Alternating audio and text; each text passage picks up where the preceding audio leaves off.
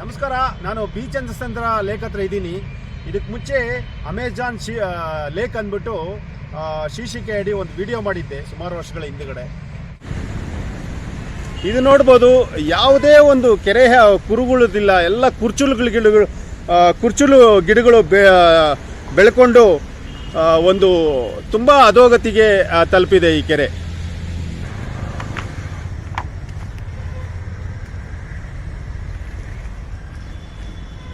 ಇದು BDA limits ಒಳಗಡೆನೇ ಇರೋದ್ರಿಂದ, ಸುತ್ತಮುತ್ತಲು BDA ಇದರಿಂದ ಯಥೇಚ್ಛವಾಗಿ ಒಂದು ಈ ಡಿಫಿಕೇಷನ್ನು, ಮಲಮೂತ್ರ ವಿಸರ್ಜನೆ ಎಲ್ಲ ಇದೆ ಇಲ್ಲಿ.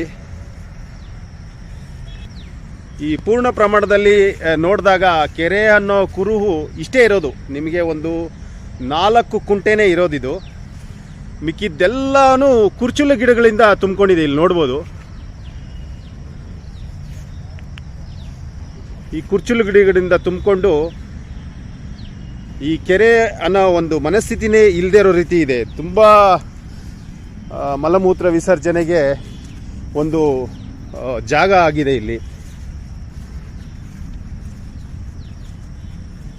ಮತ್ತು ಇಲ್ಲಿಗಲ್ ಆಕ್ಟಿವಿಟೀಸ್ಗೆ ಒಂದು ತಾಣ ಆಗಿದೆ ಇಲ್ಲಿ.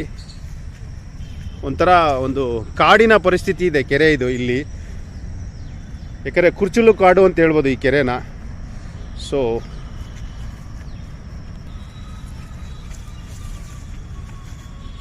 ಈ ಕಡೆ ನಮ್ಮ ಈಸ್ಟ್ ಸೈಡ್ ಭಾಗದಲ್ಲಿ ಬಂದಾಗ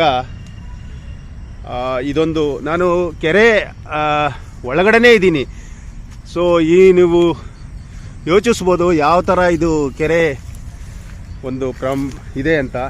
ಇಲ್ಲಿ ನಾನು ಇವಾಗಿರೋ ಭಾಗ ಅಂತೂ ಕೆರೆಯ ಮಧ್ಯಭಾಗ. ಈ ರಿಂಗ್ ರೋಡ್ ಪಕ್ಕದಲ್ಲೇ ಇದೆ. ಸೊ ನಾನು ಇವಾಗ ನೋಡ್ಬೋದು, ಈ ಕೆರೆ ಮಧ್ಯಭಾಗದಲ್ಲೇ ಇರೋದು. ಸೊ ಇಲ್ಲಿ ಯಾವುದೇ ಒಂದು ಕೆರೆಯ ಒಂದು ಕುರುಹುಗಳು ಕೂಡ ಇಲ್ಲ.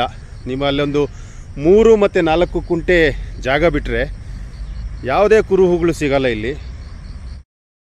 ನಾನು ಇದಕ್ಕೆ ಮೊದಲು ಇಲ್ಲೇ ನಿಂತ್ಕೊಂಡು ಇದರೊಳಗಡೆ ಇದ್ದ ಕುರ್ಚುಲು ಗಿಡಗಳು ಥರ ಇತ್ತು. ಇದು ಕೆರೆ ತುಂಬಾ ಇತ್ತು ಕುರ್ಚುಲು ಗಿಡಗಳು. ಸೊ ಇದೇ ಜಾಗದಲ್ಲಿ ಇದಕ್ಕೆ ಮುಂಚೆ ವಿಡಿಯೋ ಮಾಡಿದ್ದೆ. ಸೊ ಇವತ್ತಿನ ಚಿತ್ರಣ ಇದು, ಅಂದರೆ ಡಿಸೆಂಬರ್ 24ರ ಚಿತ್ರಣ ಇದು. ಸೊ ಎಲ್ಲ ಶಿಲ್ಟೆಲ್ಲ ತೆಗೆದು ಆಚೆ ಹಾಕಿ ಬಂಡು ಕಟ್ಟಿದ್ದಾರೆ ಇದು. ಸೊ ಇವಾಗ ಒಂದು ಕೆರೆ ಚಿತ್ರಣ ಕಾಣ್ಬೋದು ನೀವು. ತುಂಬಾ ಈ ಕೆರೆ ಚಿತ್ರಣ ಬದಲಾಗಿದೆ. ಇದು ಈ ಸುತ್ತಮುತ್ತಲಿನ ಗ್ರಾಮಸ್ಥರು ಮತ್ತು ವೆಲ್ಫೇರ್ ಅಸೋಸಿಯೇಷನ್ನು ಮತ್ತು ಲೇಕ್ ಲವರ್ಸು ಮತ್ತು NGO ಮತ್ತು ಗುರುನಂದನ್ ಅವರ ಎಫರ್ಟು ಇಲ್ಲಿ ನೋಡ್ಬೋದು.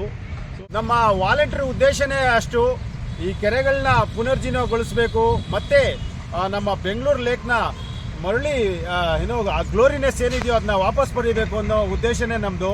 ಸೊ ಇದಕ್ಕೆ ಎಲ್ಲರೂ ಯಥೇಚ್ಛವಾಗಿ ವಾಲಂಟಿಯರ್ ಮಾಡಿದ್ದಾರೆ. ಸುಮಾರು ಜನ ಇದಕ್ಕೆ ಕಾಂಟ್ರಿಬ್ಯೂಟು ಮಾಡಿದ್ದಾರೆ.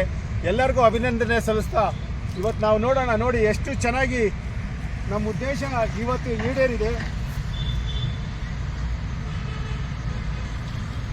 ನೋಡಿ, ಇಂಥ ದಿನ ಕಾಯ್ತಾ ಇದ್ವಿ ನಾವು, ಇಷ್ಟೊಂದು ಕ್ರಿಸ್ಟಲ್ ಕ್ಲಿಯರ್ ನೀರು ಬರಬೇಕು ಅಂತ. ಇದಕ್ಕೆ ಮುಂಚೆ ಈ ಕೆರೆ ನೀರು ಒಳಗಡೆ ಬರೋಕ್ಕೂ ಆಗ್ತಾ ಇರಲಿಲ್ಲ, ಅಷ್ಟೊಂದು ಥರ ಇತ್ತು. ಸೊ ಇವತ್ತು ಎಷ್ಟು ಚೆನ್ನಾಗಿದೆ ನೋಡಿ ಈ ಕೆರೆ ನೀರು. ಈ ಕ್ರಿಸ್ಟಲ್ ಕ್ಲಿಯರ್ ನೀರನ್ನ ನೋಡೋಕ್ಕೆ ಎಷ್ಟೊಂದು ದಿನದಿಂದ ಕಾತರದಿಂದ ಕಾಯ್ತಾ ಇದ್ವಿ.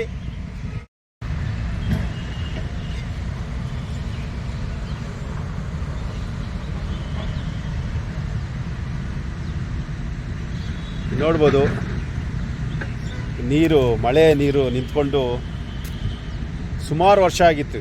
ತುಂಬ ಕಲುಷಿತ ಆಗಿತ್ತು. ಈ ಮಳೆ ನೀರಿಂದ ಒಳ್ಳೆ ವಾತಾವರಣ ನಿರ್ಮಾಣ ಆಗಿದೆ. ಇದಕ್ಕೆ ಮೊದಲು ಗಬ್ಬೆದ್ದು ನಾರ್ತಾ ಇತ್ತು ಈ ಕೆರೆ.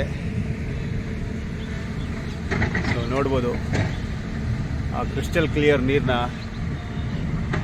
ಮರಳಿ ನಿಲ್ಲಿಸುವ ಪ್ರಯತ್ನ ಆಗ್ತಾ ಇದೆ ಇಲ್ಲಿ.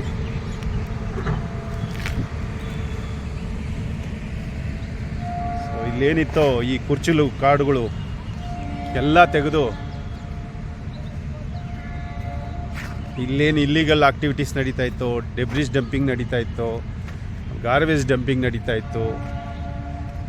ಆಮೇಲೆ ಮಲಮೂತ್ರ ವಿಸರ್ಜನೆ ಯಥೇಚ್ಛವಾಗಿ ನಡೀತಾ ಇತ್ತು ಇಲ್ಲಿ. ಸೊ ಇದೆಲ್ಲ ಈ ಕುರ್ಚಲು ಮತ್ತು ಡಿವಿಡ್ ಮಾಡಿರೋದ್ರಿಂದ ಇದೊಂದು ಸಂಪೂರ್ಣ ಕೆರೆ ಚಿತ್ರಣ ಆಗಿದೆ ಇವತ್ತು.